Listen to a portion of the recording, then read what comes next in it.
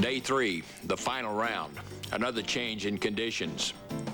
Bright skies, calm, no wind. Not exactly what Roland Martin would like. It's just perfect. Windy conditions, it's just perfect for the spinnerbait bite. Plus, there's plenty of shad in that shallow water. You get a little bit discolored in those pockets where the wind's blowing in, and you'll see shad busting in almost every single pocket where the wind's blowing in, if you're in the right little pocket. So I look for those shad. When I see those shad, of course, I really concentrate on fishing that area. The lack of wind has definitely changed Clark Wendland's pattern. Well, the key to the way I was catching was a spinnerbait on these rocks, and the herring were spawning, and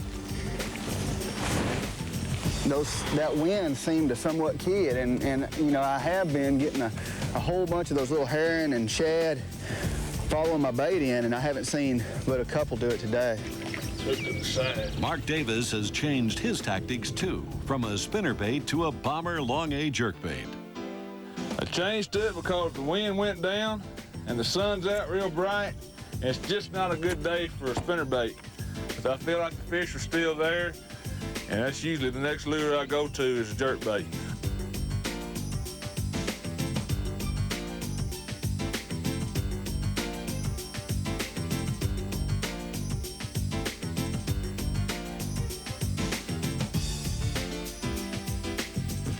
Following a front, bass usually move tighter to cover.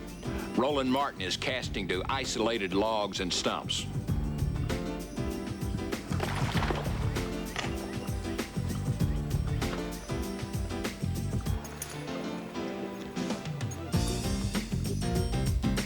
There's one.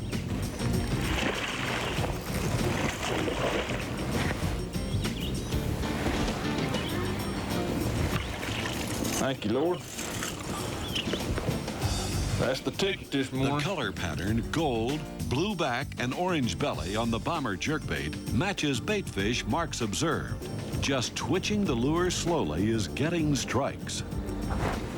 There's one. Good fish.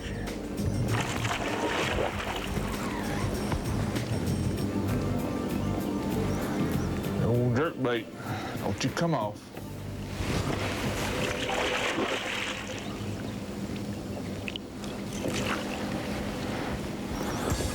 Mark Davis is well on his way to winning this Kmart, Georgia Top 100, but figures he needs to weigh in 20 pounds to do it.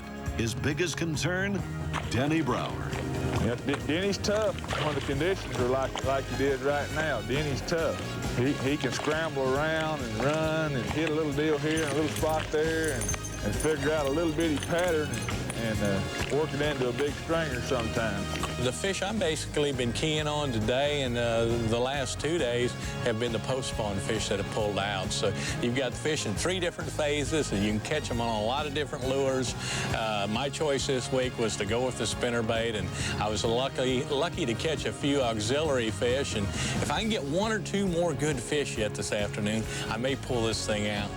Basically, what I'm doing out here is just running these humps, and they're really kind of sandbars, clay on top, and a lot of the post-spawn fish that have already spawned back here in the back of this bay are now pulling out and getting on these humps and waiting to probably move out to the river channel in another couple of weeks. And they're skinny fish, but yet they're pretty big fish, and I'm just throwing a variety of baits, but the quality bites seem to be coming on the Strike King Elite spinnerbait that I've got right here, the chartreuse and white. I've been slow rolling it since the water dirtied up. When the water was clearer earlier in the week, I was speeding it across the top to get the reaction strikes.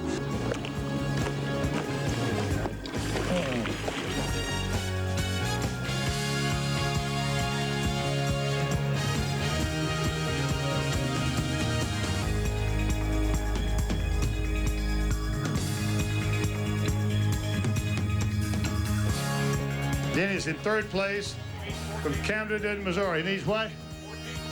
He needs 14-14 to take the lead. Denny Brower. Folks, he's pulling Angler of the Year. Hit it. Boom. 14-4 to take the lead. He's done it, folks. He is our new leader. 17 pounds, 4 ounces. Boom. All right, hold up a couple. Let's look at these fish. Let me hold up one of the mediocre ones. That is fantastic fish bag. All right. I got to tell you, you pulled the rabbit out of the hat. Boy, Ray, it was really a hard day. I never had a bite till 9 o'clock, and I had one area that I've been catching some big fish out of, and I just kind of kept plugging around, and I'd run and try something else and come back. And I've been using like 4 different lures. I've caught one fish all week flipping, and I caught him today, and that was that big fish. So one big bite on his trademark Strike King jig makes the difference in winning or not. Denny Brower, the champion of the Kmart, Georgia Top 100, with a 3-day total of 53 pounds, 4 ounces.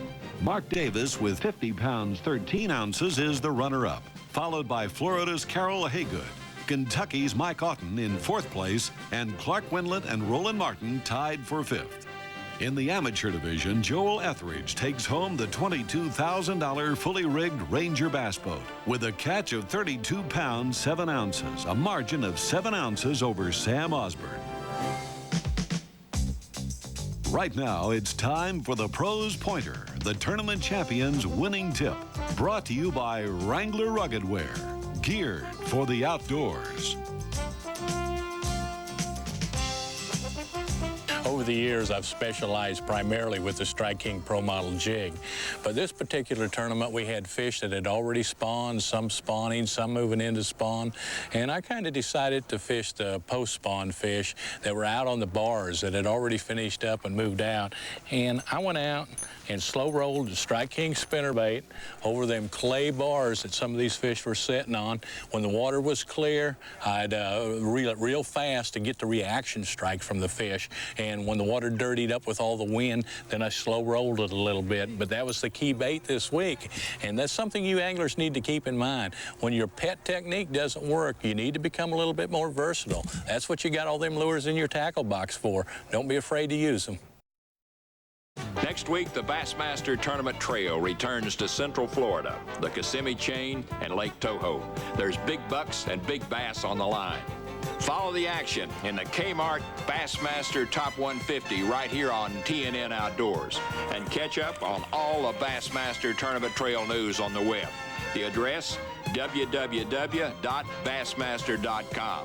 Check out the current standings. Keep up as the BASS pros qualify for the Bassmasters Classic World Finals. For the Bassmasters, I'm Bob Cobb. See you all next time.